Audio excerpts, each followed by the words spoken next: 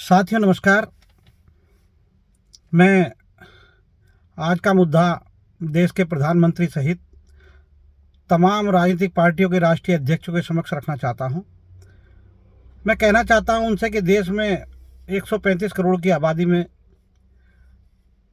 पहली बात तो जनसंख्या, जातिगत जनसंख्या की जनगणना की बात आ रही है। मुझे नहीं लगता कि जातिगत जनगणना कराने में सरकार को कहाँ परेशानी है। भाई, इस देश में जितनी जातियां रहती हैं उनकी सबकी गणना करा करके उनको हिस्सेदारी फिक्स कर दी जाए। आज की तारीख में जिस तरह से भारतीय जनता पार्टी के साथ लोग खड़े हैं, हम भी चाहते हैं कि ये बरकरार बना रहे। लेकिन सबसे बड़ी बात एक है कि हिस्सेदारी के नाम पर जब हिस्सेदारी देने की बात आती है, आज 70 साल से ज़्यादा के समय बीत चुका है देश को आज़ाद हुए हुए। मैं दावे के साथ कह सकता हूं कि देश में ऐसी बहुत जातियां हैं जिनको शासन सत्ता में पर्याप्त हिस्सेदारी नहीं मिल सकी है। सरकार बनने से पहले भारतीय जनता पार्टी महिलाओं की बात करती थी, महिलाओं को आरक्षण की बात करती थी, और दूसरी पार्टियां भी उसका समर्थन करती थी कि भाई वाकई महिलाओं को आरक्षण मिलना चाहिए। मैं सबसे पहले ये कहना चाहता हूं कि जो पॉलिटिकल पार्टियों के राष्ट्रीय अध्यक्ष हैं वो तो अपनी पार्टी के मालिक हैं, अपनी पार्टी के उनके पास विवेक लेने की क्षमता है। वो अपने विवेक के अनुसार पहले अपनी पार्टियों में आरक्षण व्यवस्था लागू करें। देश के प्रधानमंत्री एक नहीं बहुत बार कह चुके हैं कि मैं आरक्षण की चौकीदारी करूंगा, आरक्षण पर आंच नहीं आने दूंगा। और केवल वही नहीं, जिनकी सरकारें रही हों सबने आरक्षण की रखवाली करने की बात की। लेकिन मुझे लगता है कि कोई भी व्यक्ति, ये केवल एक राजनीतिक स्टंटबाजी या राजनीतिक बयानबाजी हो सकती है, लेकिन वास्तविकता के ज़मीनी स्तर पर देखा जाए तो कोई भी पॉलिटिकल पार्टी, चाहे वो सपा, बसपा, भाजपा, कांग्रेस सहित तमाम राजनीतिक दल हों, कोई एससी, ओबीसी और अन्य जातियों को पर्याप्त हिस्सेदारी नहीं दे सका है। मैं कहना चाहता हूं, बड़े अनुरोध के साथ सबसे अनुरोध करना चाहता हूं, सभी पॉलिटिकल पार्टी के राष्ट्रीय अध्यक्ष से अनुरोध करना चाहता हूं कि भाई आज की तारीख में जैसे जैसे युग बदल रहा है वैसे वैसे लोग पीछे पीछे चलने की बात नहीं। आज की तारीख में आप चाहे कितना भी दे दो किसी को, लेकिन वो शासन सत्ता में हिस्सेदारी मांगते हैं। लोग चाहते हैं पाल प्रजापति, सैनी, कश्यप और दलित समाज के, अन्य समाज के लोग, सभी लोग चाहते हैं, चाहे वो ब्राह्मण, वैश्य, क्षत्रिय, शूद्र कोई भी व्यक्ति हो, वो जातियाँ हों, वो चाहते हैं कि भाई हमें भी सरकार में पर्याप्त हिस्सेदारी मिलनी चाहिए। हमारे भी विधायक हों, मंत्री हों, एमएलसी हों, राज्यसभा के मेंबर हों, और भारत सरकार में मिनिस्टर हों, उत्तर प्रदेश सरकार में मिनिस्टर। और बात भी सही है भाई, जब हमें वोट देने का अधिकार है, चुनाव लड़ने का भी अधिकार है।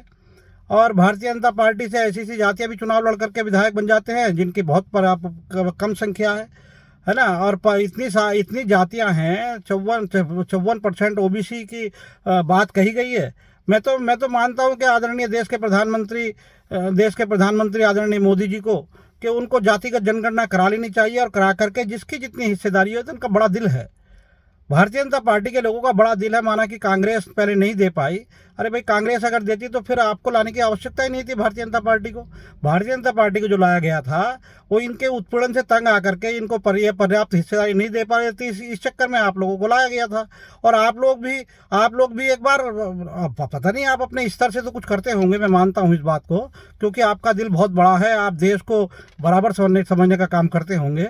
लेकिन मेरा आपसे अनुरोध है कि एक बार क्लियर करके ये बात स्थिति स्पष्ट हो जाए कि जितनी सेन, सविता, पाल, प्रजापति, सैनी, कश्यप और जो भी जातियां हैं उनको पर्याप्त हिस्सेदारी दें, उनके मुख्यमंत्री भी बनाने का काम करें।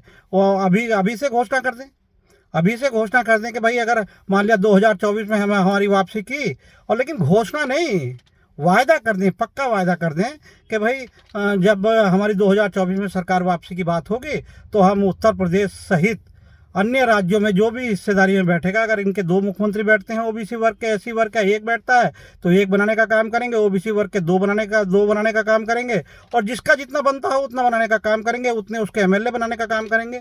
हालांकि मैं ये भी मानता हूं कि पॉलिटिकल पार्टियां जितनी भी हैं वो सब अपने हिसाब से तो भले ही 27% आरक्षण या 21% और 19% आरक्षण देने का काम करते होंगे, लेकिन उसमें भी बहुत सारी जातियां ऐसी हैं जो पैसे और धन बल के बल पर वो जो ओबीसी की हिस्सेदारी है, जो मोस्ट बैकवर्ड की हिस्सेदारी है, वो लेने का प्रयास करती हैं और उसमें सफल हो जाती हैं।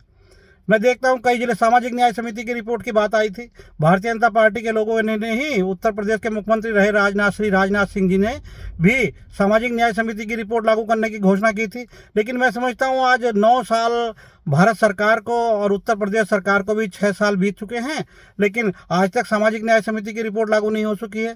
सामाजिक न्याय समिति की रिपोर्ट में कोई किसी का सरकार का कोई बिगड़ना नहीं है। भाई सरकार तो बनी रहेगी, लेकिन सरकार इतने बड़े पद पर बैठ करके सबको न्याय और सबको सम्मान मिलने की बात सरकार को करनी चाहिए, और सब लोगों की मांग है। और मैं भी देखता हूँ, मैं न्यूज़पेपर चलाने का काम करता हूँ, मैं देखता हूँ भाई जिसकी जितनी संख्या है उसको पर्याप्त हिस्सेदारी देने में तो कहाँ दिक्कत आ रही है। और सामाजिक न्याय समिति की रिपोर्ट में जो है कुछ जातियाँ ऐसी हैं जो दबंग जातियाँ हैं, वो ओबीसी वर्ग का हिस्सा अपने पूरा का पूरा 27% अगर आरक्षण है तो 27 का 27% क्या, उसमें से 24% उनके पास चला जाता है, 2% और जातियाँ ले पाती है। तो सामाजिक न्याय समिति की रिपोर्ट भी लागू होनी चाहिए। और सबसे पहले तो आप लोग अपनी अपनी पार्टियों में आरक्षण व्यवस्था लागू करें, और जिसकी जितनी संख्या है भाई 100 लोग हैं, 100 लोग को एक जगह रख लो, उसमें जितना जिसकी पॉपुलेशन हो, किसी पाल की अगर 3% है तो उसको 3% टिकट दे दो। अगर किसी की प्रजापति की अगर 2% है या 7% है या 4%, जो भी है, जो जिसकी है, यादव, जाट, पाल, कुर्मी और जो भी जातियां हैं, जिसकी जितनी संख्या है उसके हिसाब से उसको विधायक बना करके उसको विधानसभा और लोकसभा के सदस्य बना करके भेजने का काम करें। मैं दावे के साथ कह सकता हूं कि इस देश में सामाजिक न्याय, पहले तो सामाजिक न्याय अपने देश में लागू करने की जरूरत है ना। सबको पर्याप्त हिस्सेदारी मिले, सबको सम्मान मिले। जब हमारा देश खुशहाल होगा, हमारे लोग खुशहाल होंगे, तो हम दावे के साथ कह सकते हैं कि हम दुनिया भर में सबसे खुशहाल देश कहलाएंगे। तो मेरा आप लोगों से अनुरोध है कि आप समय बीत चुका है, आज़ादी को 70 साल से ज़्यादा बीत चुके हैं। आज लोगों में सब में एक भावना है, पॉलिटिकल पार्टियां बनती चली जा रही हैं। केवल बनने का कारण ये नहीं है कि वो उनको शौक लगा हुआ है। सब लोग चाहते हैं कि भाई ये तो हमें बनाएंगे नहीं, इसलिए हम ही अपना संघर्ष करके मुख्यमंत्री बन जाएंगे, और बन भी नहीं पाते हैं। उसके बाद वोट कटने का काम होता है। आज की तारीख में मैं समझता हूँ 2500 से ज़्यादा रजिस्टर्ड पार्टियां हैं चुनाव आयोग में। अब 2500 से ज़्यादा चुनाव आयोग में पार्टी होंगी, इसी तरह से पार्टी बन के इसी तरह से 10-11 हज़ार 15,000 पार्टी हो जाएंगी, और सब कोई 1,000 वोट पाएगा, कोई 2,000 वोट पाएगा। वोटों का बंटवारा होगा, और बंटवारा होकर के जो पर्याप्त जो वास्तविक सरकार है, वास्तविक हकदार है सरकार बनाने का, उसको सरकार बनाने में दिक्कत आएगी।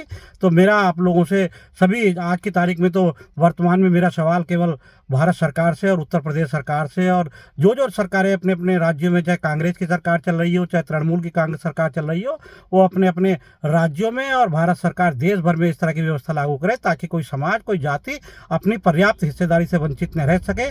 तो मैं इसी के साथ सभी लोगों से नमस्कार करते हुए आप लोगों से विदाई लेता हूँ। नमस्कार।